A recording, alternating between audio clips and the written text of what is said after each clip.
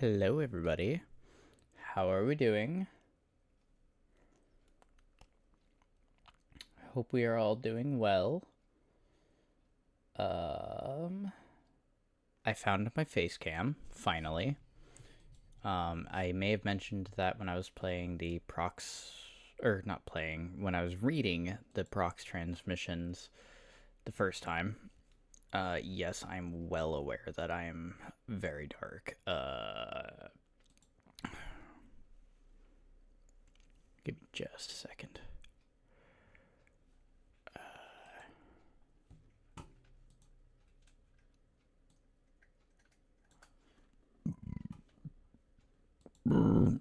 Hopefully that looks a little better.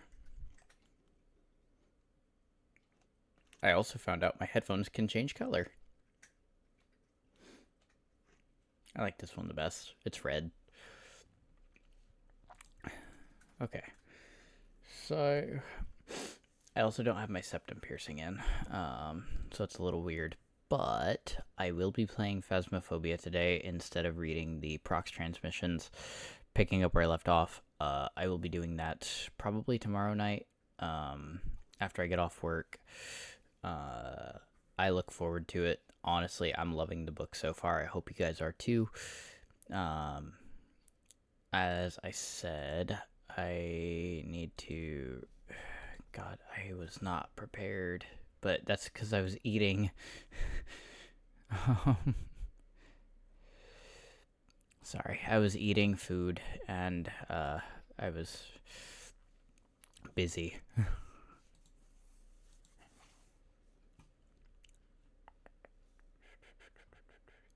Oh, you a bitch. I love how he's like, oh, well, when you get on. I wonder if he'll hop on anyways.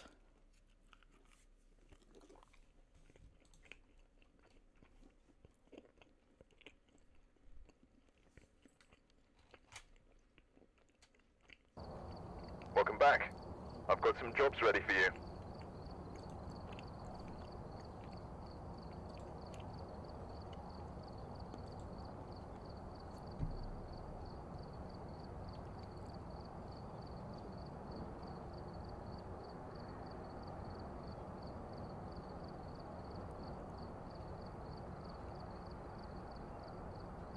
Oh, that's weird. I can't invite him to my game. Oh, that's right. I also don't have a lobby going either.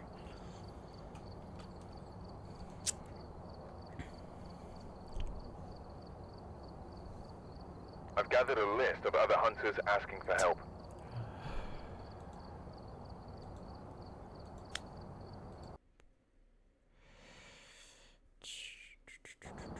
Oh yeah, I'm well aware that I'm still on my just chatting screen, huh? Okay, sorry. Getting everything situated. Oh. Hold up. Sorry.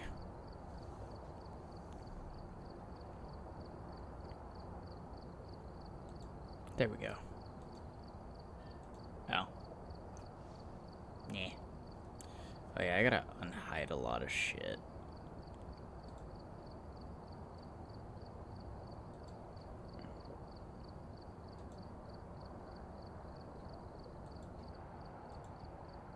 Shit, I need to remember what I had hidden and what I didn't have hidden.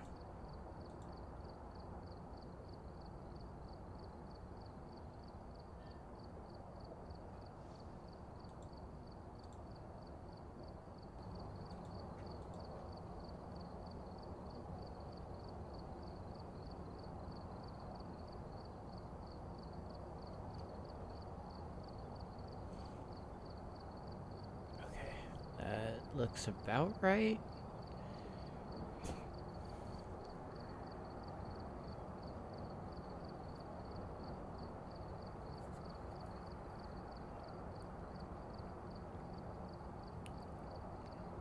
Okie dokie.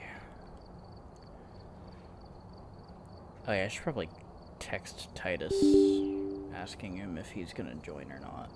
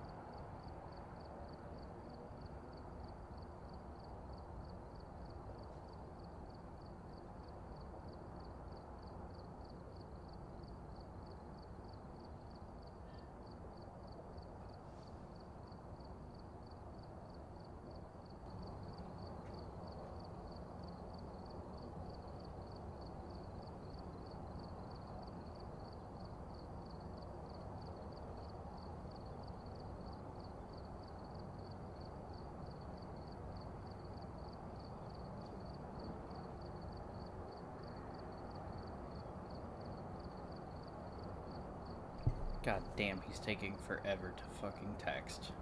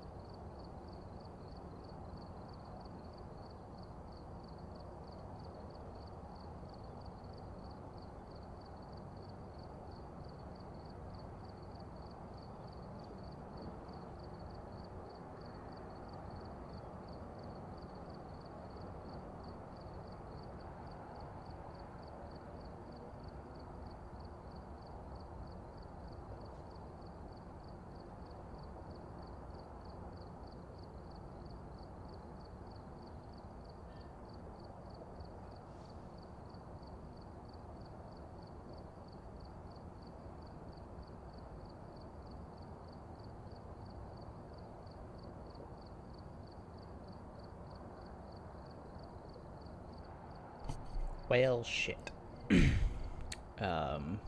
It would appear that Tuba will not be joining us tonight. And I don't have anybody else that will.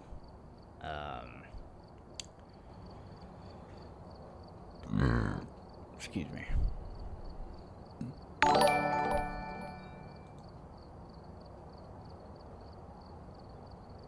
Well, thank you for the follow. Well, I also apologize for disappointing you guys, but I'm not going to be playing Phasmophobia tonight then. I am going to continue reading. I know it's been very back and forth, but I'd be doing a lot better if I had people to play Phasmophobia with.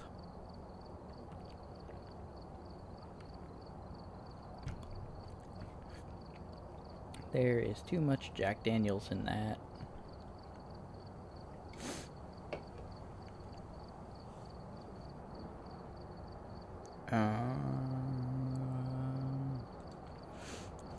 Let me hop into Opera.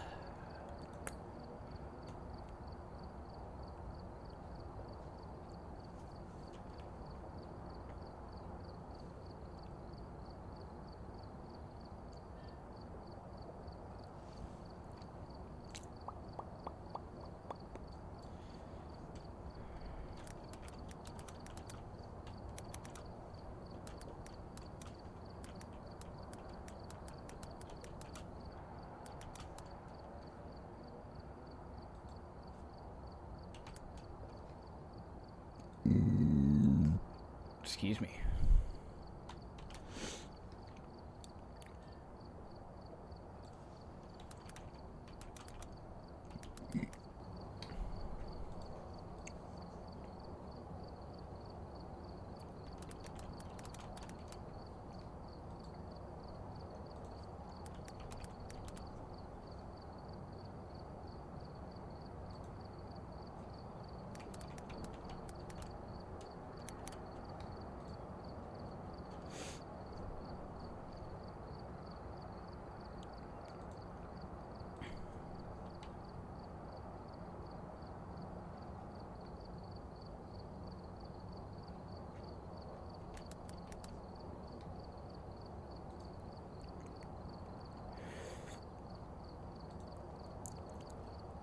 Okay.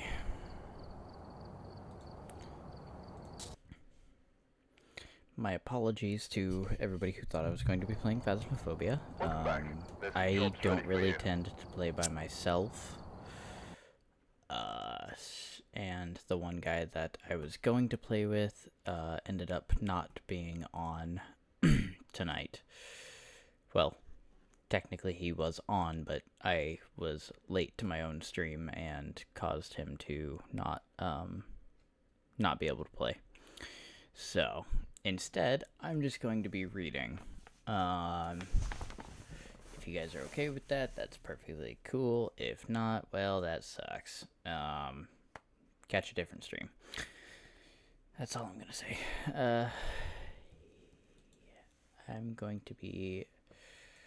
I'm literally just gonna be reading. So if you guys are cool with that, that's perfectly fine. If not, sorry to disappoint, but I'm not playing games tonight. I'm just going to read instead.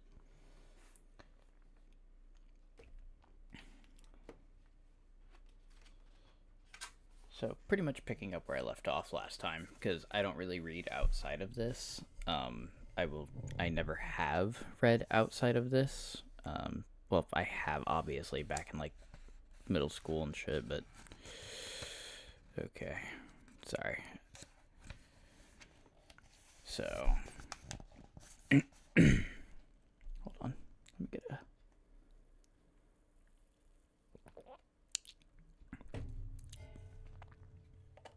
Nut.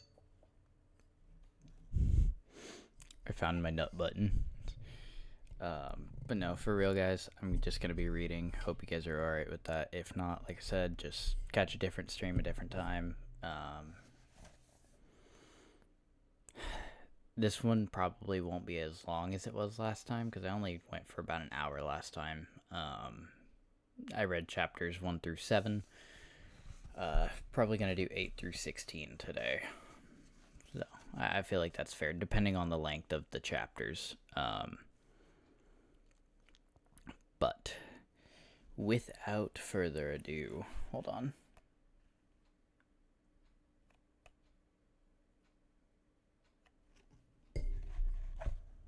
That's a decent color for some lighting. Yeah, I apologize, by the way. I don't have like a ring light or anything to light up my face, so it's kind of spooky, honestly.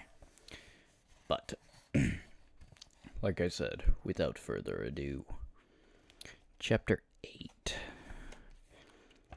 I'm sorry, but the voicemail box belonging to Dr. Gerard Gregor is full. Please try. Browning hung the phone up. It was fine. They would be there in another minute.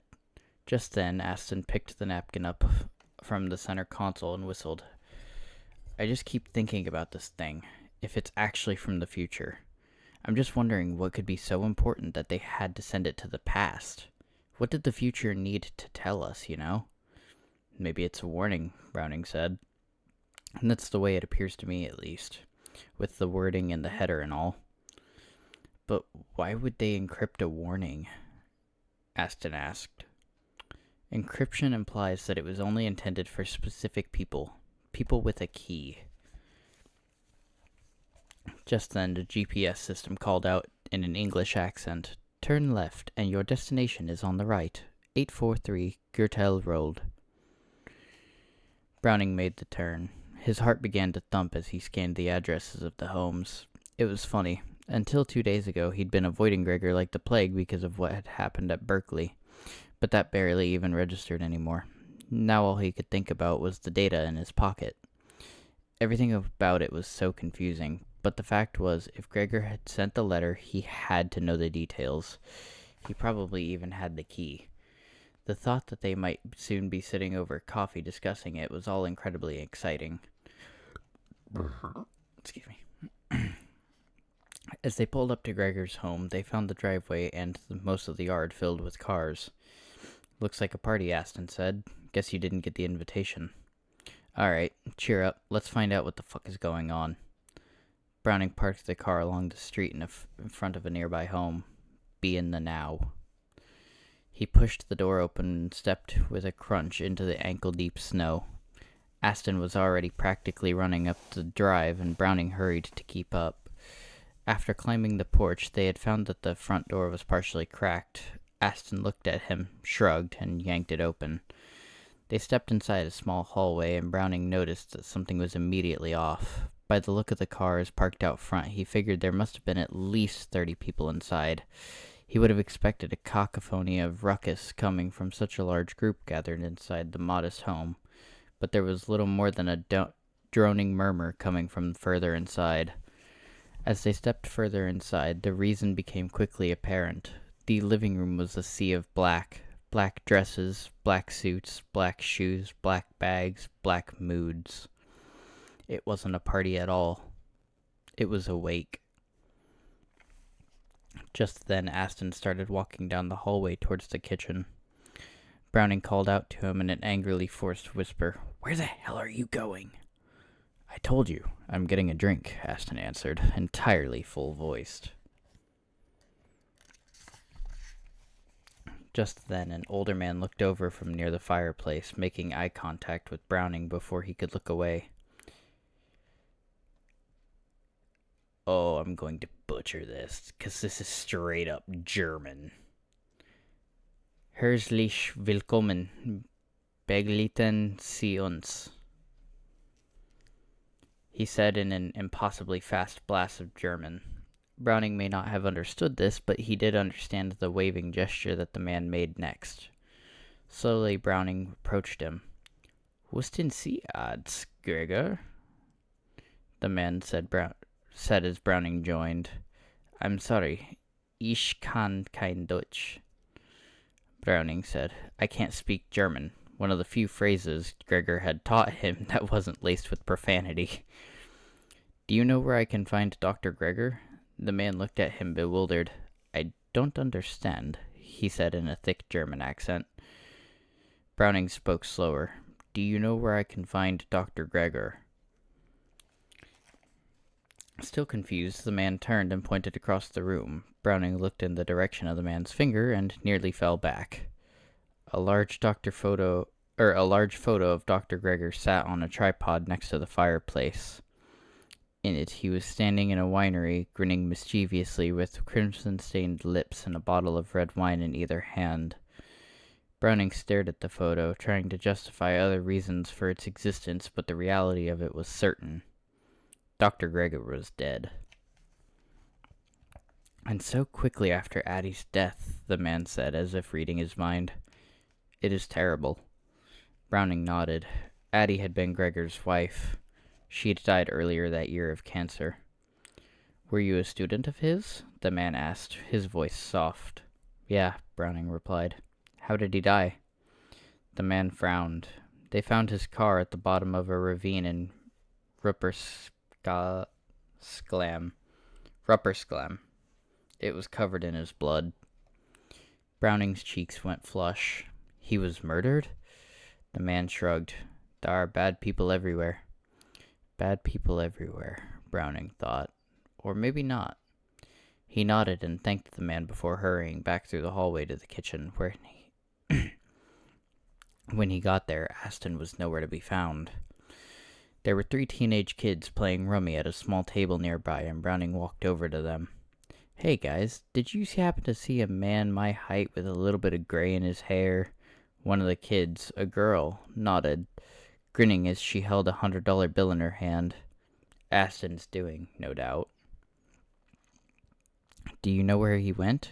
She nodded again and pointed behind him. Browning turned and found Aston descending a nearby staircase. Browning looked at him inquisitively as he reached the bottom of the stairs. Aston ignored this and instead ducked into the kitchen, where he gave the girl a quick thumbs up, which she emphatically returned. God, I have a little bit of trouble with words occasionally. He turned and, upon seeing Browning's quizzical face, pointed nonchalantly up the stairs. Oh, I had to go to the bathroom. Browning looked at him for a moment and then stepped towards the entrance. We've got to go. He walked to the car as Aston trailed behind. Upon entering, Aston looked over to him from the passenger's seat. I'm sorry about your friend, he said. Then he tossed down something into Browning's lap. He looked down. A yellowing notebook lay there. The title alone temporarily wiped the thought of Gregor's death from his mind. Written with a black marker in the old professor's left-handed scrawl were the words, "The New Year's warning signal." Browning looked over at him. You stole this? Aston shrugged. So, you want to grieve or you want to solve this thing? He's got a point there. Chapter 9. The following are excerpts from Dr. Gregor's journal. Oh God, I hope to God I can read this. December 15th, 1978. After having curiously watched the Voyager 1 mission since its launch 16 months ago, my interest has turned somewhat fanatic. Now that the spacecraft is finally ready to approach Jupiter, I have decided to begin the ultimate hobby. Starting today, I plan to use the Effelsberg telescope at Max Planck, I think that's how he says it, without official permission, of course, to capture Voyager's downlink communications. If I can hijack this signal often enough, I just may be listening when Voyager sends the first close images of Jupiter. I could be the very first non-NASA employee to see the up-close images of Jupiter. Excited.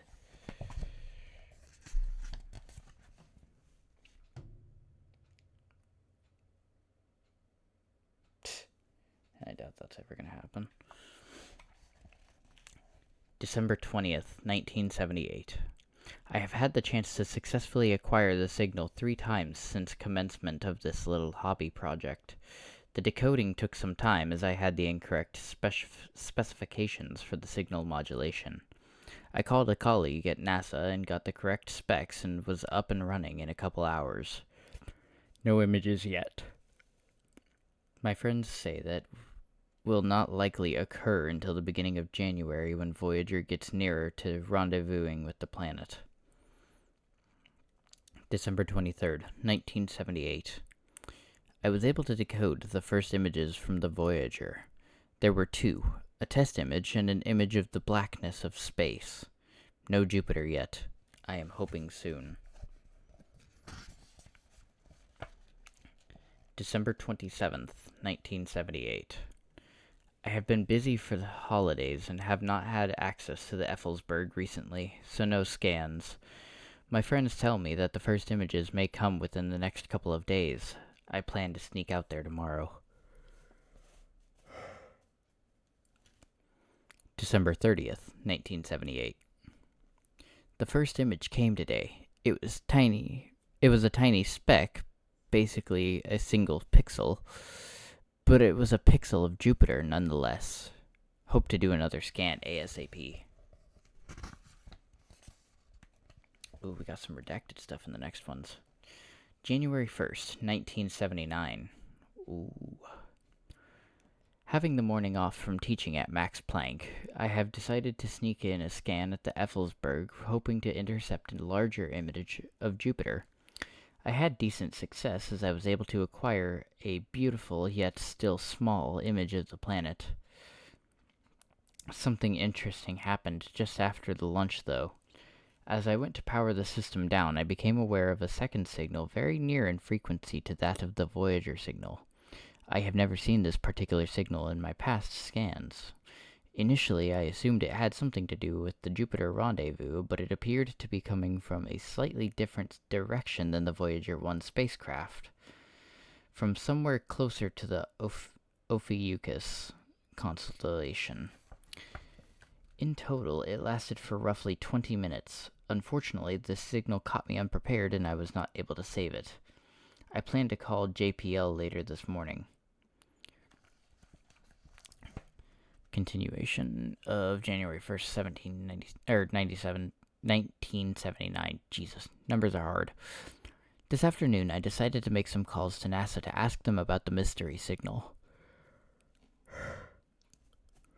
After multiple attempts, I finally reached a comms engineer by the name of Blank, who confirmed that the signal in question was indeed received by the DSN yesterday. He gave me an oral account of NASA's discovery of the signal, which I recorded and will now transcribe verbatim. We had spent the night communicating with Voyager 1 in preparation for its rendezvous with Jupiter. It was a busy night as we completed various system tests. At some point around the 3 o'clock in the morning, we were working on precision alignment of the spacecraft when this large amount of interference came in at 10 decibels over the noise floor. I scoped it and found it was actually a stable signal at 8.415 gigahertz.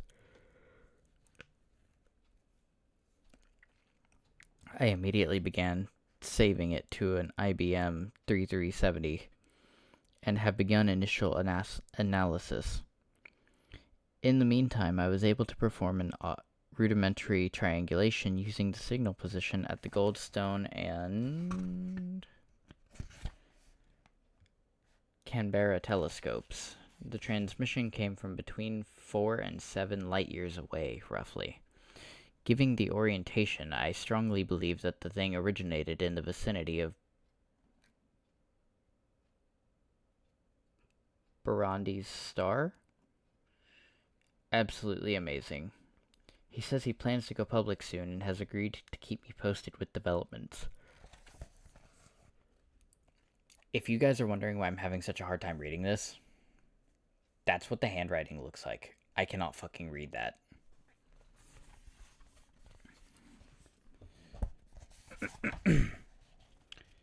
January 2nd, 1979. Blank tells me he has begun analyzing the data. He says it is encrypted, but is quite confident that he knows what the key is. In the meantime, he sent the following header, which had been transmitted unencrypted. Fecnum 0102204.7.213 contents. 90 megabyte subject. If Borden is correct, you are receiving this 1/1/2013, the year when it continued in body. A message from Barandis Star in English, possibly from the future? Oh, yes. January 3rd, 1979. I called Blank for an update today. No answer. January 4th, 1979. I made another call to Blank today. JPL said he was fired. Tried his home phone, but it was disconnected. Is he in trouble? Ooh, that CIA kicked in real quick. January 6th, 1979. Voyager made the full rendezvous with Jupiter today. I intercepted some beautiful photos. They are very nice, but I am surprised to say the New Year's signal has trumped all other curiosities for the time being. January 9th, 1979. I have been thinking a lot about Blank. I called him again. The number is still disconnected. I hope he is alright. In the meantime, I have strongly considered going public with this, but without any proof or Blank backing me up, I fear I will be chastised by the entire community. I mean, that's fair. Oh my fucking god, there's so many journal entries. January 15th, 1979. As hard as it is for me to conclude, I think it is time to give up this endeavor for the time being. According to the header, the signal was intended for January 1st, 2013. I may have to wait until then to see if it comes back. As a man who seeks answers, this hurts. God, I'm fucking tired. November 30th, 2012. Excuse you, how dare you? That's weird. Oh, January 1st, 2013. According to the header, that is the day the transmission will return. It has been 34 years, and now it is almost here. I can barely contain my excitement. After all these years, to think that I may soon have the transmissions, it's almost unimaginable. In preparation, I have scanned the telescope for the entire day and will be waiting. Secured the telescope for the entire day and will be waiting, ready to acquire and save the signal. Furthermore, I have a contingency for the event that these are issues with the Effelsberg telescope. I will be sending that letter soon. In the meantime, I am going to need help decrypting the signal. I have called a few cryptography experts and located a man named Josh Kulip, who is interested in helping. Considering what happened to Blank, I realized there could be certain parties who do not want me to have the data. I am trying to be cautious.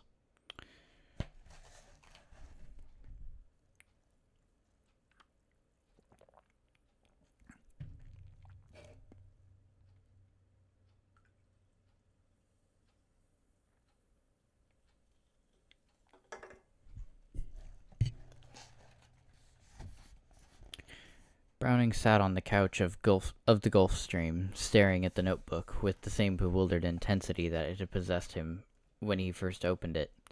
1979, he said. The same signal came 34 years ago.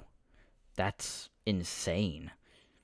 Aston, who had been reading over his shoulder for much of the time, sat up and took a sip of his ever-present scotch. I guess that explains how Gregor knew about the signal before it even came. Browning nodded. Yeah, but oddly enough, he never seemed aware that he was in any danger.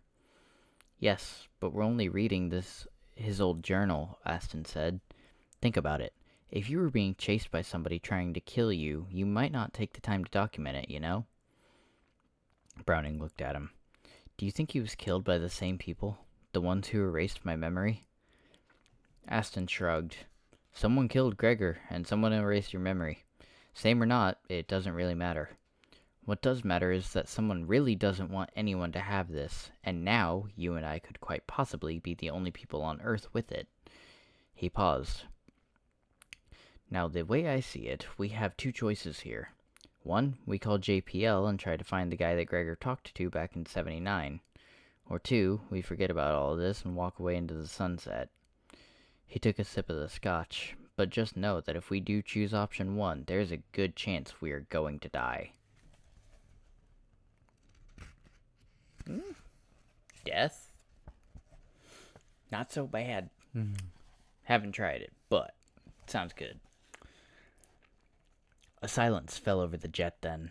For a long moment, the only sound in the cabin was the ambient hum of the jet engines as they soared 40,000 feet over the Atlantic.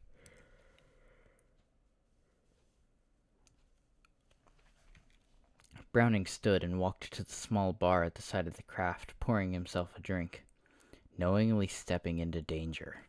It was stupid, especially when he could probably drop it all right then and there and have a chance at getting his life back altogether. But the truth was, this was his life. Astronomy, science, discovery, these were the only things that ever loved him back.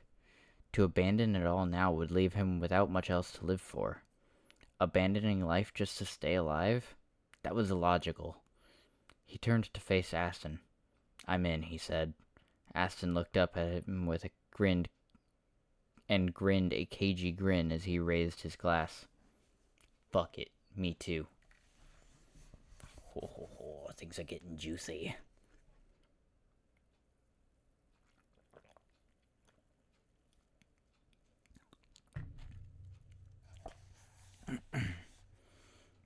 Chapter 11. It was 10 after 8 when Charles Stignam walked through the doors of the USCOO Green Energy Corporation. For future reference, I'm just going to say USCO. The place was buzzing with electricity. That was no surprise. Things were always like that on the first day back after a long holiday. He stood at the entrance, peering into his domain.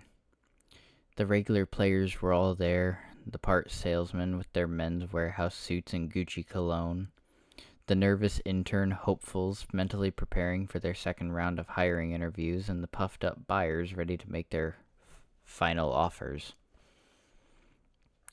He gave them each a managerial nod as he strolled past the lobby. Amber, the new receptionist, waved as he passed, and he offered a wave of his own, accompanied by a wide grin. Passing a marble-covered wall, he entered a waiting elevator and rode it up to the top floor. When the door opened, he made his way down the long corridor, extending various "how's the wife and kids" pleasantries into every cubicle he passed. At the far end of the corridor, he entered the executive wing and an office manned by his assistant, Albert. Albert wasn't at his desk, so he continued through to his own office, shutting the door behind him. He let out a long sigh and then flicked his own computer on and threw open the window blinds. 4 stories below, the massive fabrication floor of the USCO Green Energy Corporation spread out for hundreds of meters.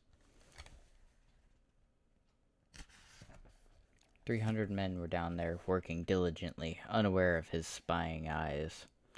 He watched as 2 men added sheet after sheet of carbon fiber to the large mold, forming the lengthy propeller of a wind turbine.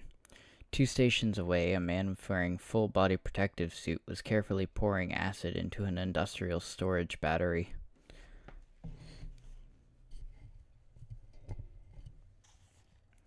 Sorry, trying to get comfortable again. My back hurts. Wondering if how much slower can I take that? That's still good? Yeah, good.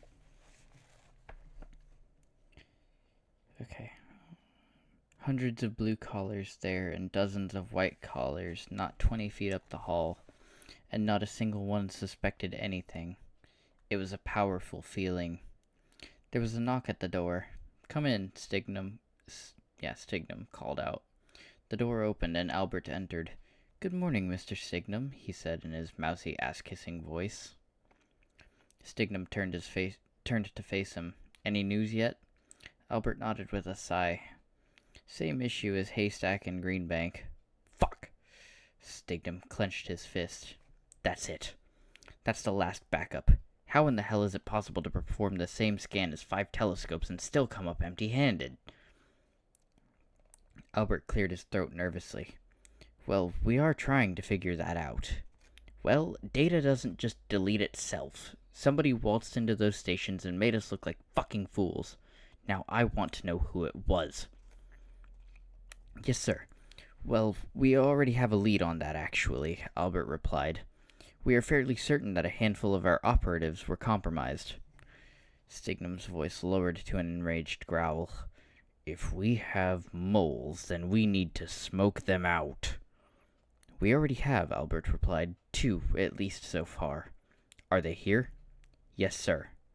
Stignum raised a hand. "Well, for Christ's sake, send one in."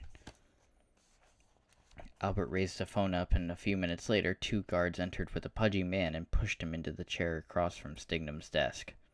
The man sat looking up at Stignum with nervous, guilty eyes. Stignum's face lightened as he spoke in a kind, understanding voice. "Listen, you look tense. Relax, this is no big deal. I just have a couple of quick questions for you, and then you're going to be on your way, okay?" The man gave a rattled nod. "What's your name?" "Ted Barnes." "Where do you work?" "I'm an operator out of the Very Large Array Telescope in New Mexico." The words came out in accented convulsions of fear. "I imagine this is all one great big misunderstanding," Stignum smiled. "And that's why I've brought you here today, to clear everything up. Go ahead and tell me what happened." "There's nothing much to say, really," the man replied, stammering over his words as he itched his elbow. "The transmission arrived around 10:30 local time. We had the telescope dialed up and the data collection software rolling. Everything ran smoothly. There were no indications that anything was wrong at all. When the transmission ended, I called up to the logs to give a quick once-over, and it was gone. Just gone. I looked at the backups, and it was gone from there, too." Albert had been standing near Stignum's desk as the man spoke, and now leaned over and set a printout down in front of him. Stignum read it and then looked at the man. "Ted, I want to believe you, but there's just this little snafu here, and maybe you can clear it up for me.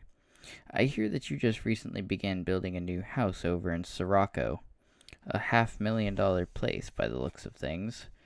Very impressive. I bet that's going to make you the talk of the town.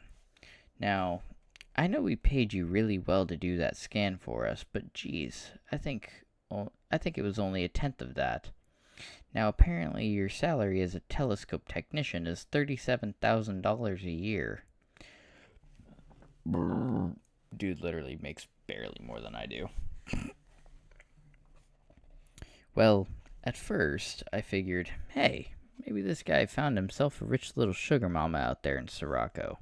Maybe he's got a little missus back home with a real good job. But it says here that your wife has been popping out so many babies recently that she doesn't even have time to carry a part-time job. And dang it, there's no record of an inheritance, so I'm wondering, how the fuck did you pay for it?" Stignum's eyes darkened. Ted looked away, his eyes darting across the room to avoid Stignum's stare. "Consider your answer carefully." Ted's eyes fell to the ground. When he finally spoke, his voice had lost all of its trumped-up confidence. "I don't really know who paid me. All I know is the guy called me and offered me $2 million. $1 million up front and $1 million after the transmission. He told me if I didn't do it, my partner surely would. And I figured he was right. It was him or me. So I agreed. The USB stick came in the mail next day. All I had to do was plug it into the system. I never even met him. I'm sorry, Mr. Stignam. I realize it was a mistake now. Stignam looked at Albert. Get him out. Albert made a beckoning motion towards the door, and the guards entered. Please, sir, I'll give you the money, Ted pleaded. I have 3 kids. Stignam looked up at Albert as the guards dragged the man away. Find out who paid him. Looking into it, Albert replied. The phone rang just then, and Stignam answered on a speaker. This better be good news, Josh, he said. It is, Josh replied in a buoyant sort of voice. Stignam perked up. Talk to me. Okay, so I managed to locate every radio telescope in North America that could have picked up that 8 gigahertz transmission. Go on, Stignam replied. Well, it turns out that there are a few dozen, Josh replied. Now, of those, more than 80% use control software called Teleray, which performs antenna orientation and tracking. I managed to buy off a couple of the engineers at Teleray, and they informed me that the software keeps an internal log of all the scans performed in the last year at each telescope. I guess they use it for various analytics later on. I don't know. But that log would tell us if anyone had scanned the coordinates for the transmission 2 nights ago. Unfortunately, though, the engineers were quite adamant that those logs were confidential, he chuckled. But they changed their tune with a little grease. Stignam sat up in his chair. What did you find? Most of the telescopes weren't even operational. I mean, it was New Year's Eve after all, but there was one. The Allen Telescope Array, part of the SETI Institute. Someone logged in out there at 8:30 Pacific and promptly pointed the telescope directly at Bernard's star. Stignam lit up. We need to find whoever that was. Way ahead of you, sir, Josh replied. Check your inbox. Stignam clicked on the email as it arrived. It was a surveillance footage of a man in a control room. He had his feet up on the desk and was sipping a drink from a coffee mug. Albert dropped a second paper in front of him. Stignam looked at the sheet. There was a name at the top of the page. He read it, and then it looked back at the screen. Get our men on him. On it, Josh replied. There was a click as he hung up. Stignam looked at Albert. So this guy goes out to that telescope at exactly the right time on exactly the right day and points the telescope to exactly the right place. Someone told him, Albert interjected. Bingo, Albert, bingo. And my guess is that the same people who told him are the same people who took it from us. Now that's not very fair, is it? No, sir, Albert replied. Stignam set the paper down. Bring me Stephen Browning. Ooh, spooky. Spooky, spooky. Oh, yeah. Okay. Sorry. I'm going to... Here, hold on. Give me just a second, guys.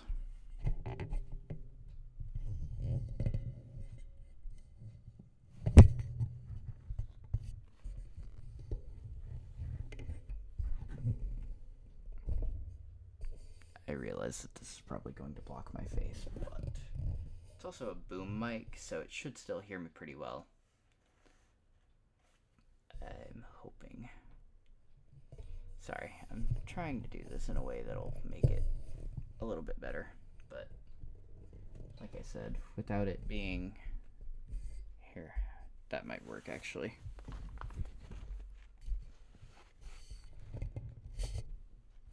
Okay, that actually might be better. I know you guys aren't seeing my face very often, but I do apologize for that. I'm working on getting a better lighting system because I'm not sitting in here with my light on because I live in the darkness. I may also only read to chapter 13. I know it's going to be a bit short, but these chapters are actually fairly long, and I'm getting pretty tired, truth be told. This one's only about 4 or 5 pages. But yeah, I'm going to read chapter 12, and I'm probably going to call it a night. I wouldn't get your hopes up that we're even going to find this guy, Aston said as he poured himself a beer in the back booth of Stan's Pizza in Pasadena. 5 minutes from the JPL campus. It's been 30 years since Gregor talked to him. Whoever this guy is, he's likely out to pasture by now. Browning nodded. Come on, just do it. Aston set the beer down and dialed the number. An automated voice answered on speaker. Thank you for calling NASA's Jet Propulsion Laboratory at the California Institute of Technology. If you know your party's extension, you may dial it at any time. Otherwise, remain on the line for the operator. Aston dialed the extension. The line went silent for a moment, and then a male voice came on the line. This is Paul, the man answered with a surprisingly thick southern drawl. Not exactly the accent Browning would have expected from a JPL rocket scientist. Hey, Paul, it's Aston Wise. Paul let out an audible puff of air as he scoffed. Shut the hell up. Who is this, really? I'm telling you, this is Dr. Wise, Aston replied matter-of-factly. You're serious? The Aston Wise? Well, damn, to what do I owe the pleasure? I've got a pretty serious request for you, Aston said, his voice dropping to a lower register. Okay, what can I do for you?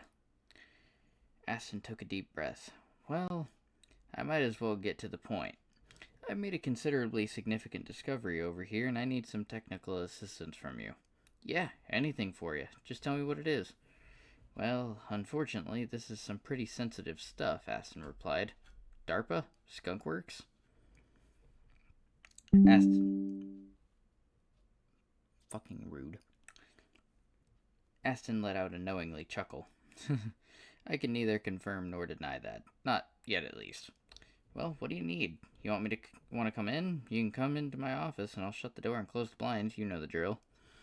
That sounds nice, Paul, but the problem is, it's just my being there could endanger this. Like I said, very sensitive. Damn it. I really want to help, Paul said, sounding somewhat like a toddler pouting over a dropped cookie. But I'm actually doing some atmosphere stuff over here at Glen in Cleveland. That's right off the Cleveland Hopkins, right? Aston asked. I'll have a plane over there in, let's say, 10 minutes. Paul let out another long exhale. Shit, man. I'm flattered you would call me for help, but I can't get out of this, damn it. Aston Weiser's calling me and I'm stuck in Cleveland. Well, NASA is nice, but I'm telling you, Paul, this is real science. Plus, I think it's safe to say NASA doesn't pay as well as I do. Paul let out a forced chuckle.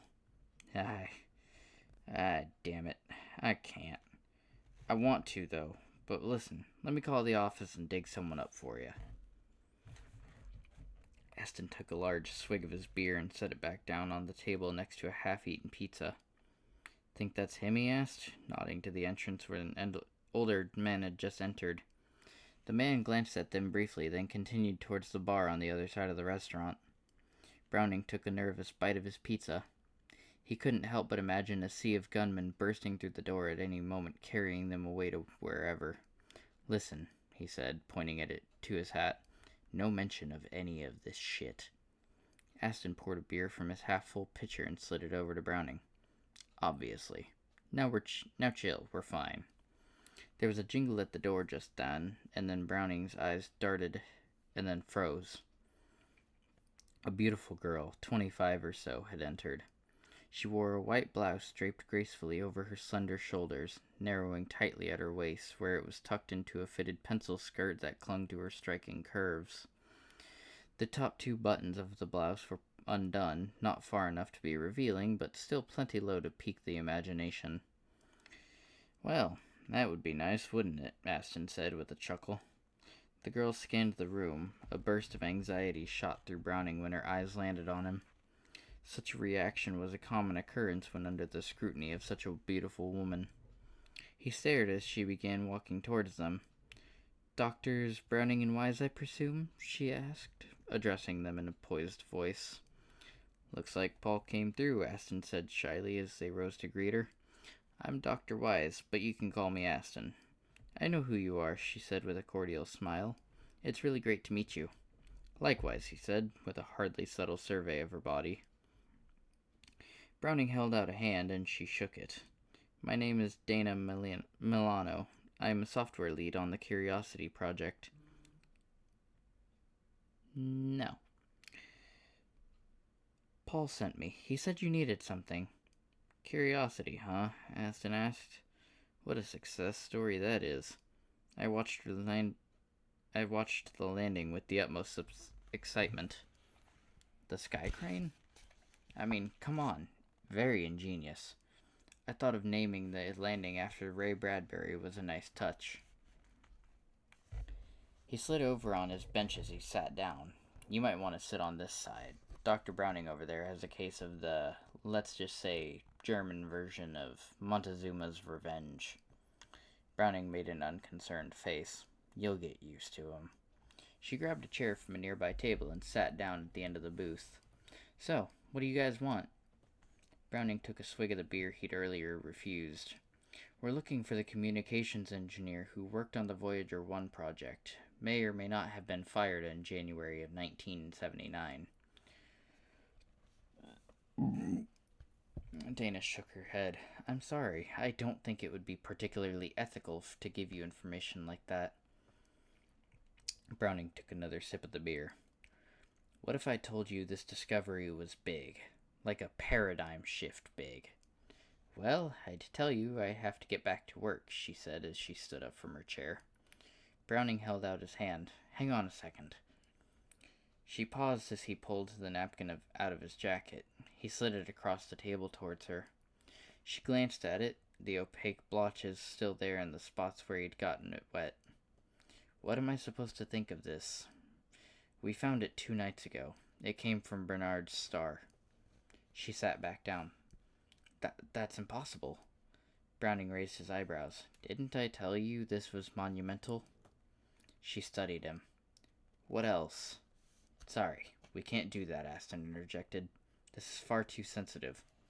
What we need from you, I know what you need from me, she said as she grabbed the pitcher from the table and poured herself a beer. And I might be able to help you. Browning smiled. Great. Just get us that name and we will be out of your hair. Dana took a long gulp of the beer. Not so fast. What do you mean? Well, I'm sitting here and I know exactly what you want, but you haven't even asked what I want. Aston groaned, reaching for his wallet. Oh, Jesus, how much do you want then? I don't want your money.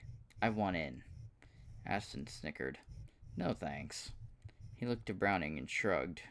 Looks like we're gonna have to give Paul a ring and have him send someone else. Dana stood up from the table and spoke in an exaggeratedly loud voice. It's been nice talking to you, but I think I'm gonna head back to work now. I'll try not to tell too many people about the amazing signal you guys have found. Browning shot a paranoid glance around the room as Aston held up his hand. Nicely played, he said. Now take a seat. Only if you agree to include me. You strike a hard bargain. He held out his hand for her to shake. But the more the merrier, I say. Welcome aboard. Browning kicked him under the table. That hadn't been part of the plan. She sat again and leaned towards him. So where did this thing come from? What does it have to do with 1979? Aston shook his head. Get us the name first, sweetheart. First off, I'm not your sweetheart. Secondly, only the HR department has permission to access employee information like that. Aston scooted towards the end of the bench. Well, it seems we've wasted each other's time then. Dana took a large swig of the beer and then smiled. I said I don't have permission to access it. I never said I couldn't access it. I code robots that explore other planets. You think I can't have a government database? She reached into her bag and pulled out a laptop. Anyways, the personnel database is ridiculously old and unsecured. As in, they still use Goldmine. She began typing furiously into the computer.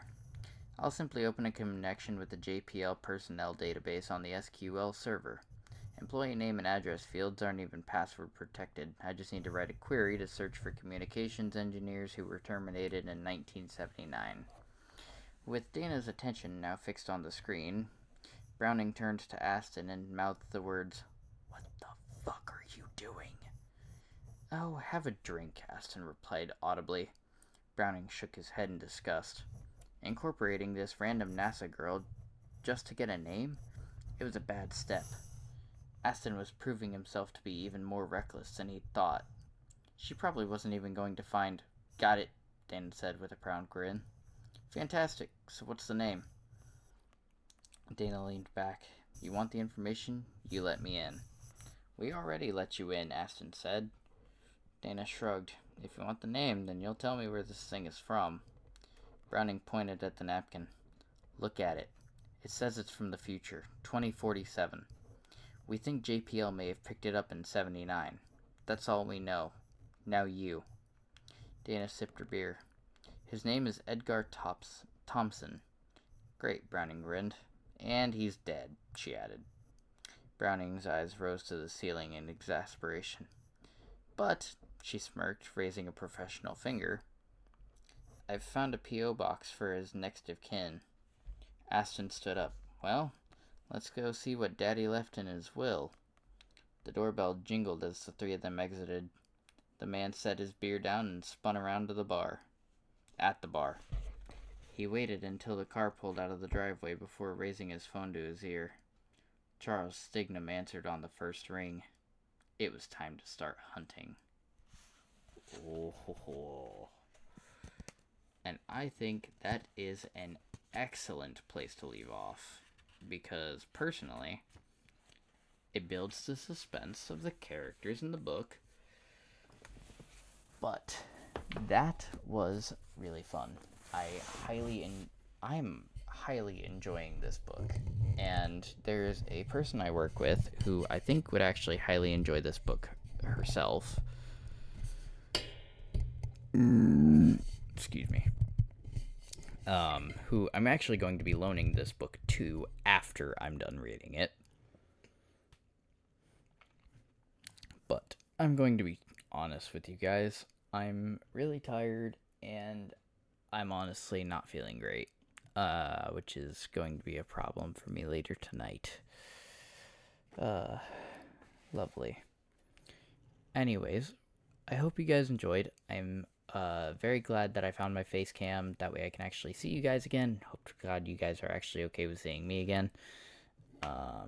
But I will be continuing this either tomorrow or night after that. I look forward to reading this a lot more, and hoping to God that it somehow links into the second book. I'm really hoping that this isn't just like a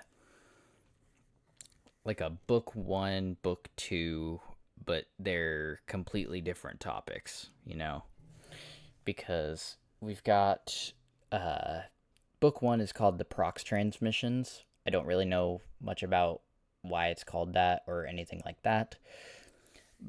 Book 2 is called A Brief History of the Future. So, judging by the titles alone, I believe that they are within the same timeline and that they're going to be connected. So, it'll go straight from book 1 to book 2. As I said, obviously, that's a story for a different time because, well, I've got to make it through book 1 first.